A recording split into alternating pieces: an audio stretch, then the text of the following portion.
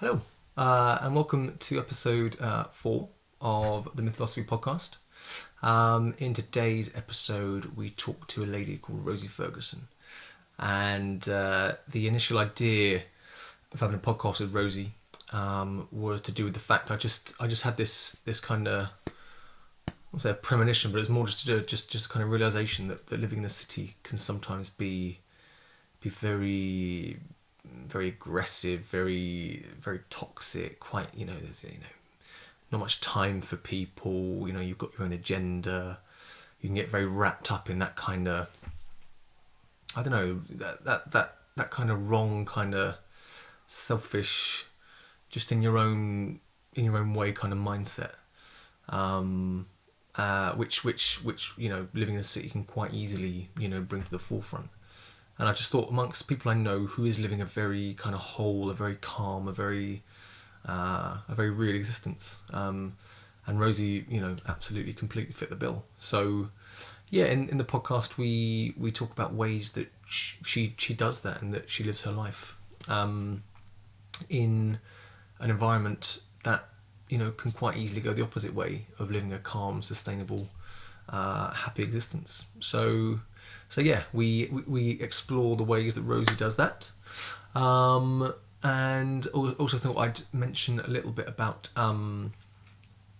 the two kind of strands of avenues of the podcast. So one is the video, and the other one is the audio. And of the people that I've done so far, they have produced their own audio. So all the songs I've used so far have been produced by the people that I've had a chat with. So from here on in, unless I have the permission from them, from the people I'm interviewing to use an audio, then the YouTube part of it will just purely be for the chat, just so I don't encounter any kind of copyright infringements. And the audio will be still in that same format of the music before the song, which is often chosen by the person who's having a chat. So yeah, if you do like that format, then it's available for you still there. But yeah, YouTube will now just be purely for the kind of the dialogue. So yeah, I think I will shut up and I'll allow you to dive straight into the chat with Rosie. So yeah, once again, thank you for listening. And I do hope you enjoy and takes things away from the chat. So yeah, thank you very much.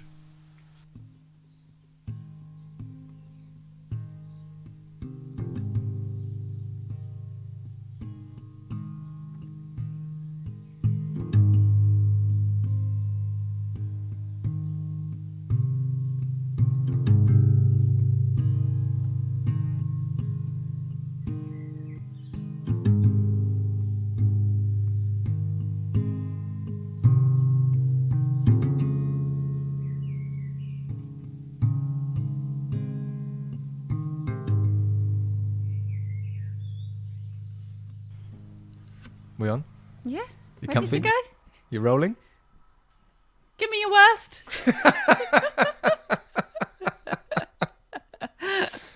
Well, actually, this is a nice, easy, relaxing chat. So Lovely. there will be no worst about it.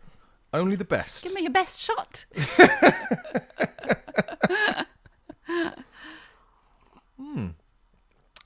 Well, thanks for coming on, Rosie. Thank you for having me. That's a pleasure. So yeah, it all just kind of started with this idea of, just in my head, I thought I'd get someone on who is living in a city, but is living a very good life, a very whole life, a very sustainable life, quite a jolly one. And then the other day we were out, and I just thought, Thank you. Rosie's the one. That's She's the one very for that. flattering. Well, it's all true.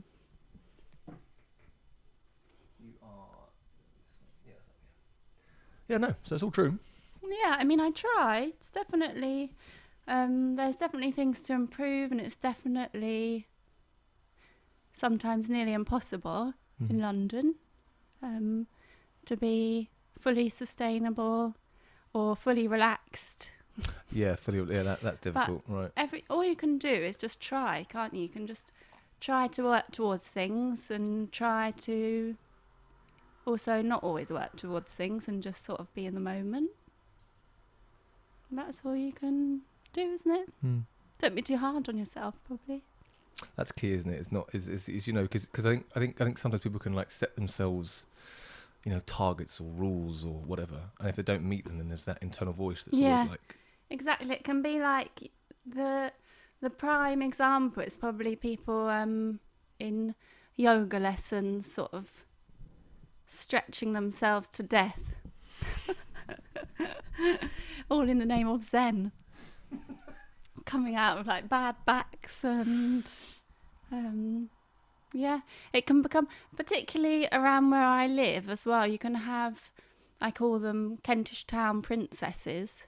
You can go so far towards that type of lifestyle that you've gone back round the other way a bit. Interesting. Tiny bit.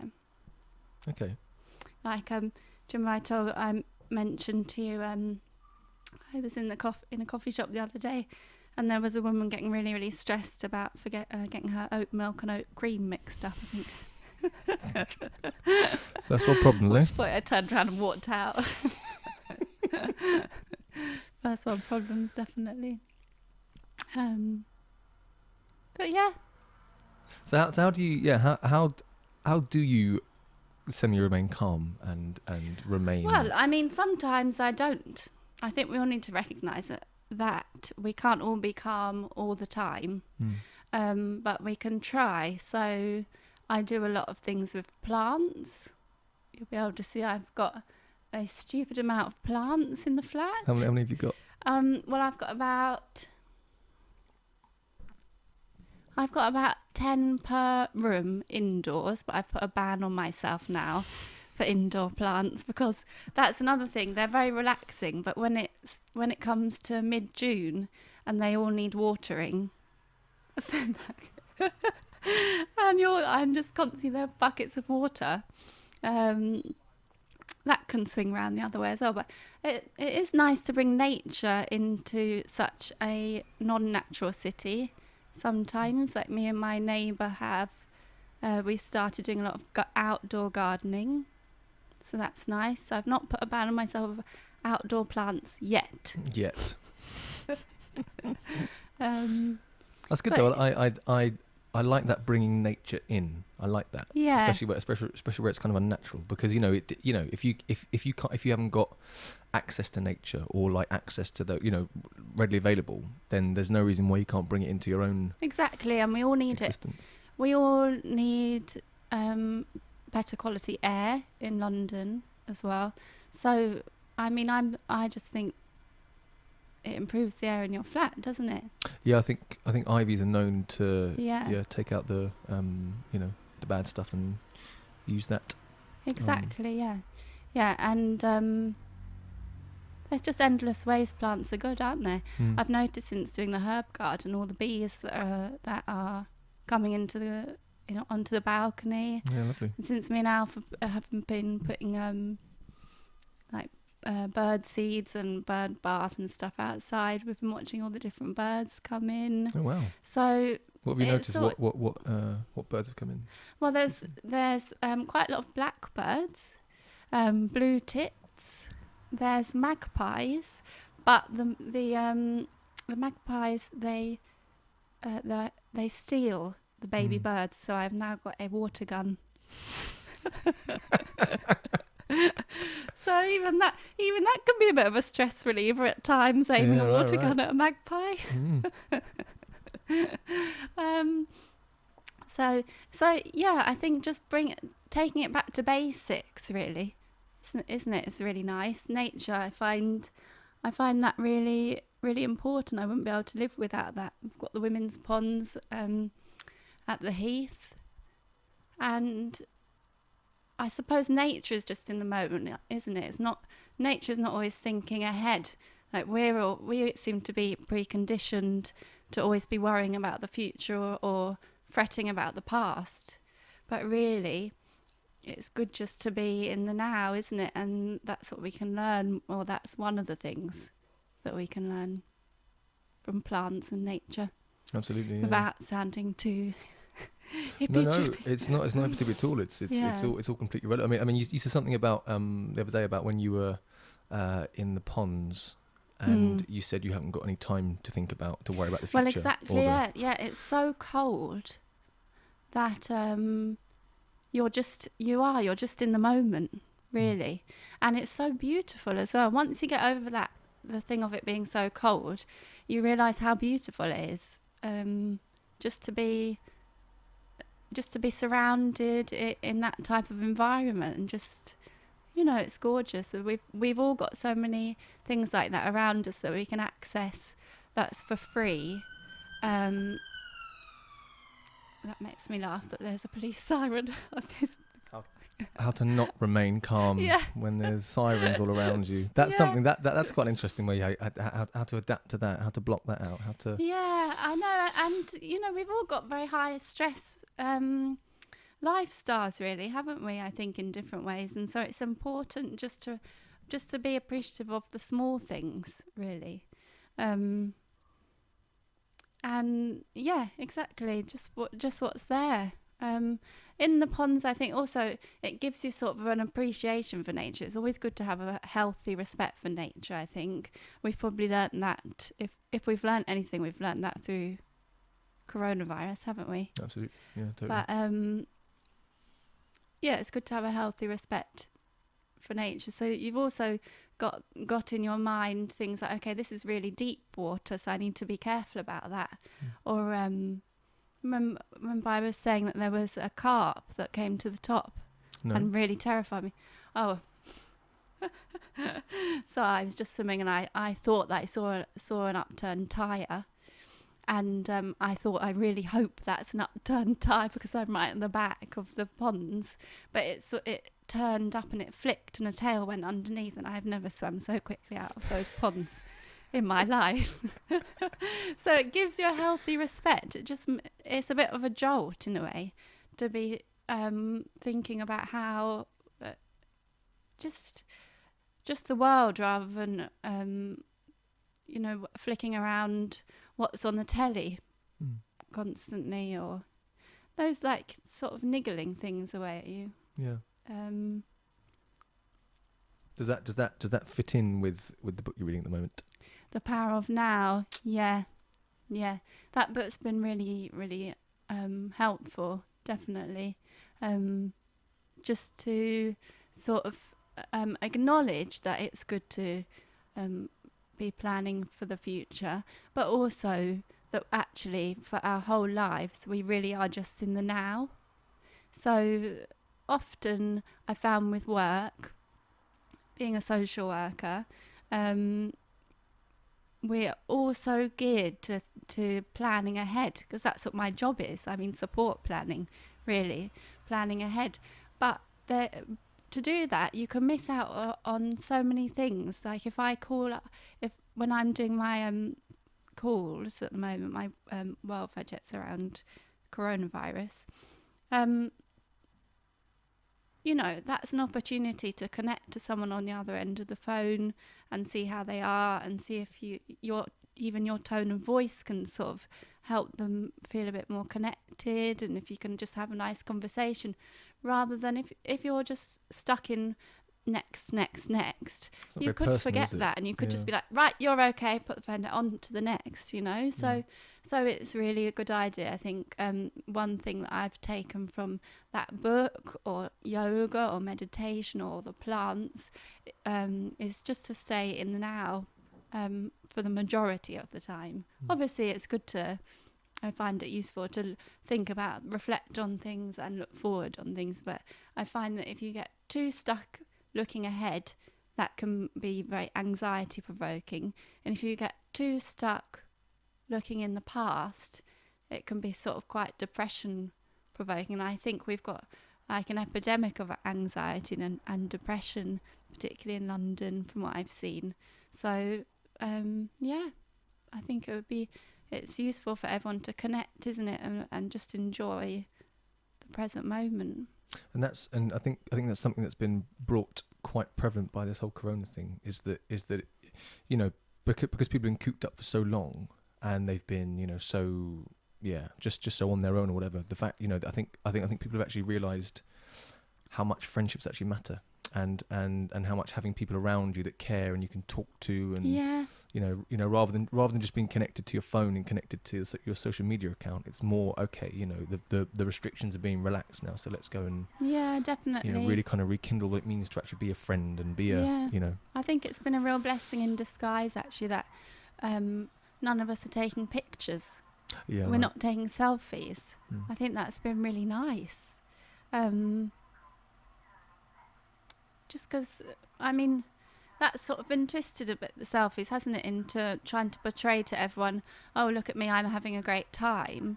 And that can actually, I think that can cause a lot of anxiety and depression for people because it's unrealistic, isn't it, to always be, to go on to social media and see everyone having an absolute ball.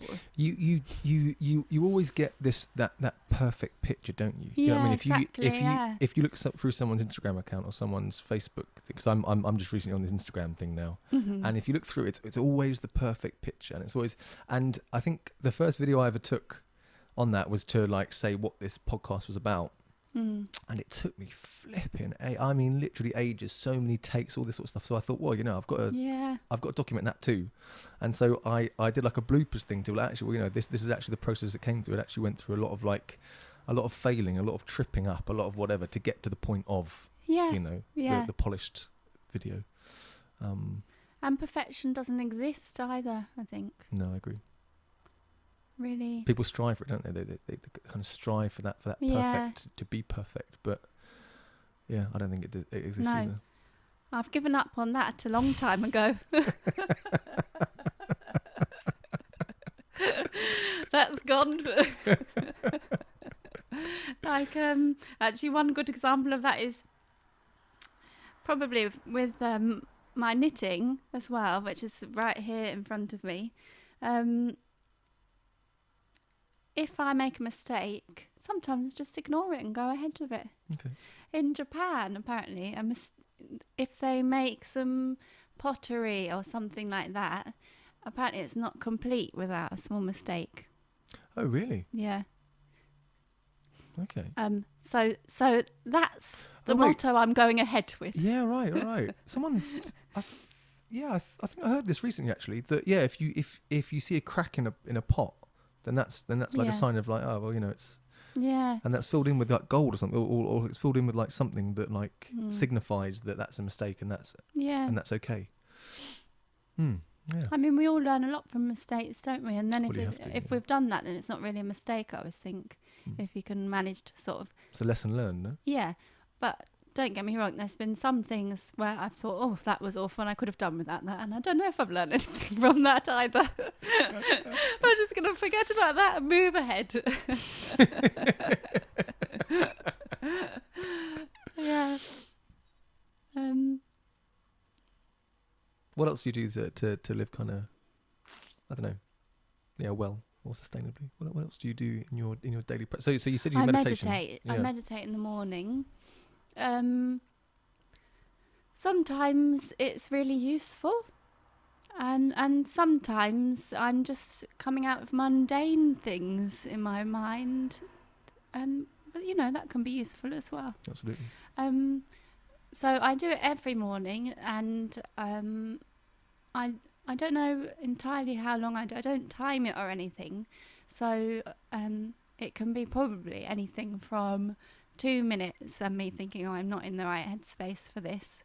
But even 2 minutes is good just to sort of check in and notice what sort of thoughts are going through my mind. Or it can go up to, in the morning, maybe 20 minutes. Oh, well. Yeah. So I find that really helpful just to sort of have a sort of notice what's happening in my head rather than just going ahead with the day. Sometimes if you just take a step, I've found it can really help in your interactions with other people, because I have to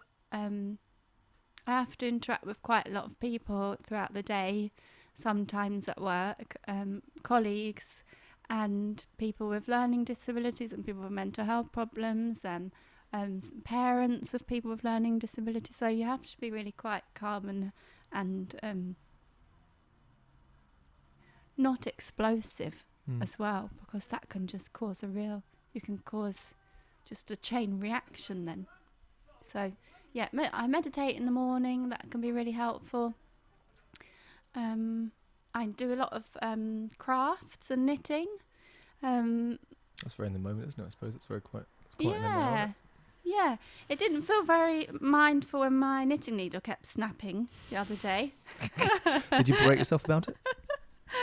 Did you tell yourself off? I've stupidly sellotaped it back together because all the shops are shut, aren't they? Mm-hmm. So I did that over and over again, and then I thought, this is silly, so I've just ordered a new one now. So I've got a new one. I made a crafts club at work, so we all do different.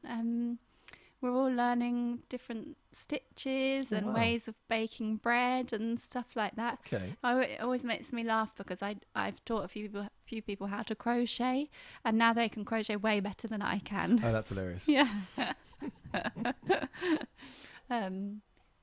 So yeah, that's nice. What else do I do? What about your diet? Yeah, so I try and stick to a plant-based diet mainly, and seasonal mainly, for different reasons, for the environment and for my own health. I found that my skin's much better when I leave out dairy, but also I think that we should be thinking about our purchasing power as well, and the environment, and it's everyone's choice of how they want to live, isn't it? But I think I prefer the thought that the money that I earn is going towards maybe not the meat and dairy industry fully. I mean, we can all try, can't we, in different ways, and that's everyone's different choice. So, but I do find that mainly a plant-based diet helps me, definitely. And it's really nice to cook things as well. I feel a lot more grounded, and in touch. We were going back to the nature thing, sort of in touch with nature when you're eating seasonally. Your body feels like it needs that kind of, I mean, like when kind of autumn or winter comes, it feels like it needs that, like, that potato. Yeah. That, like, squash. Yeah, squash. Predominantly is what comes, which is what I've learned. Squash. Again and again, a different type of squash every week. But it's nice, and it's good to get used to what we have and what's around us. And that's what we we need, isn't it? Is what's around us, I think. That's how we did it growing like ancestrally and stuff, didn't we? Do you know what I mean? You didn't have the mango in December. You didn't have the the like berry in the winter, did you? Do you know what I mean? It just doesn't feel natural to have that kind of stuff. Yeah, and also sometimes it takes a bit of the choice out of it. We've got so much choice, haven't we, of everything these days. Sort of, I mean, around what we're buying. And I used to go into Sainsbury's and be actually a bit overwhelmed by the amount of different things there are to buy. Whereas if you're just going seasonally, then you just have to base it around what's available. And actually, I think I've cooked way more different meals with that. Otherwise, with too much choice, I might just pick pasta every time after work. You have to get inventive when you've got loads of squash endless coming every single. Squash.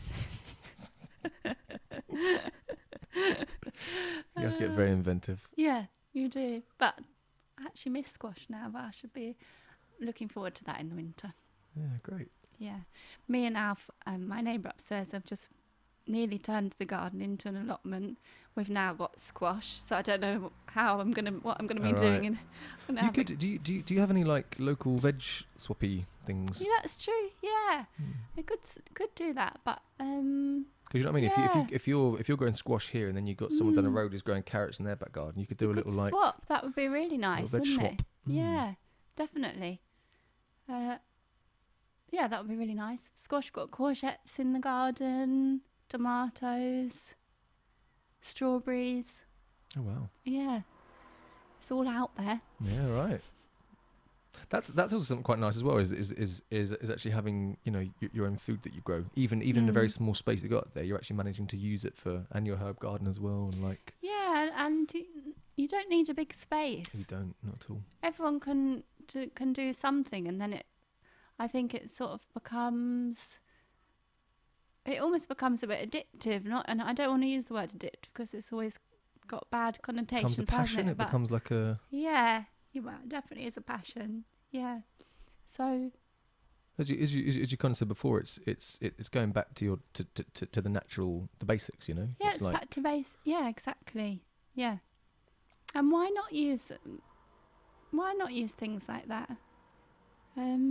We've all sort of lost touch with nature, haven't we? Absolutely. I think so. If we all had a few things going like that, can you imagine how green London would be? Yeah, right, absolutely. So, but I'm probably preaching to the converted here a bit. I can imagine. Well, there might be some people, you know, who listen to who are in city. This is kind of the point of it. Do you know what I mean? Is someone who might be in a city, and just, you know, might listen to it and go, oh, okay, I could make that little adjustment to my life, or I could, you know, I've got a little outdoor balcony space, and I could, you know, grow some herbs on there, which is what you've done, you know. So it's just. Yeah. Yeah. Might be intimidating to start with, mightn't it? But it's really, you can just start with one thing, and there's loads. There's loads of information online and on Instagram about plants and everything like that. I think Instagram, maybe it's got a bit of a bad name at the moment, hasn't it? Because it's selfie. But I think using the right way. Yeah, I use it for plants and knitting predominantly.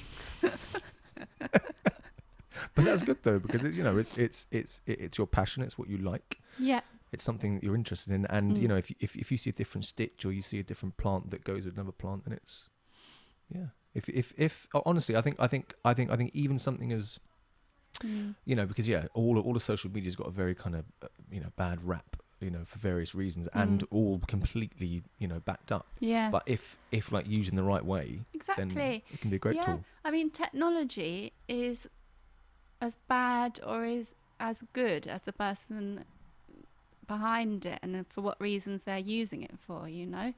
So technology, I'm terrified actually of the way that technology is going, really, but it can also be amazing, can't it, in sort of uniting people, and people can learn from it, the amount of things you can learn from YouTube or something like that. Yeah, I know a friend's dad who basically did renovations in his whole house just off YouTube, and it cost him, like, I mean, mad amount of like a silly amount of money for what the jobs he actually did that he would have had to spend labour on, would have had to do all those things, but just via YouTube. Was like, okay, this is how you do it. Okay. Yeah, exactly. We can all learn a lot. I learned macrame off YouTube. Oh yeah, right. The other day. Yeah. And the thing is, you can obviously pause it, can't you, and then play it back.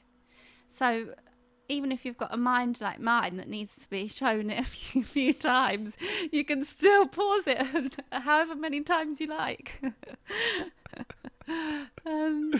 Yeah. So yeah, it's really useful.